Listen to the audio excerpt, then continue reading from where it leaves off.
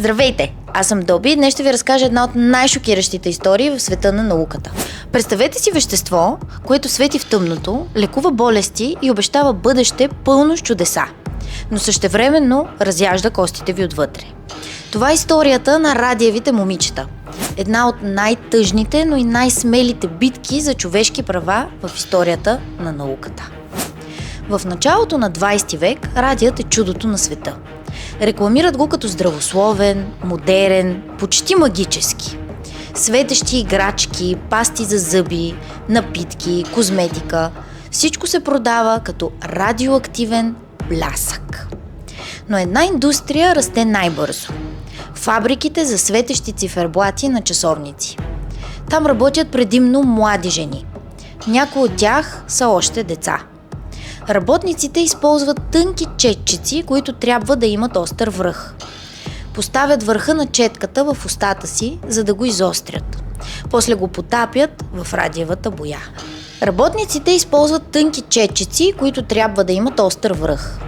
Поставят върха на четката в устата си, за да го изострят. После го потапят в радиевата боя и го правят десетки, дори стотици пъти на ден. А шефовете повтарят: напълно безопасно е. И момичетата им вярват. Радият изглежда забавен, безобиден и изключително красив. Толкова красив, че понякога преди събирания и партита си мажат лицата, зъбите и роклите с малко радиева боя, за да светят в тъмното. Влизат на дансинга, блестящи, буквално. И всички се обръщат след тях. Никой тогава не знае, че носят смърт върху кожата си.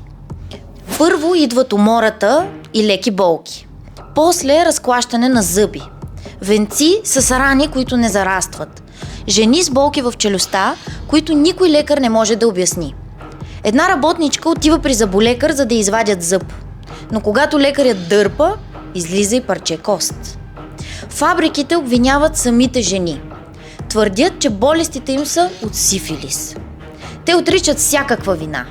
Но една група работнички решават да се борят. Сред тях е Грейс Фрайер. Години наред търси адвокат. Малцина приемат делото, защото компаниите са могъщи и опасни. Когато съдебният процес започва, някои от жените са толкова болни, че лежат на носилки, докато свидетелстват. Учените доказват, че радият се държи като калций. Тялото го включва директно в костите. Но този светещ калций ги изяжда отвътре. Под рентген костите им изглеждат сияйни. Красиво, но ужасяващо. През 1928 година радиевите момичета печелят делото. Не всички доживяват, за да чуят решението. Но тяхната смелост поставя основите на законите за безопасност на труда, радиационна защита и правата на работниците. Историята на радиевите момичета е урок за науката, за обществото, за човешката смелост. Те не просто карат часовниците да светят. Те осветяват истината. В следващото видео ще ви заведа в още една тъмна глава от историята на науката. Легендата за лудия шапкар и живакът, който буквално побърква хората.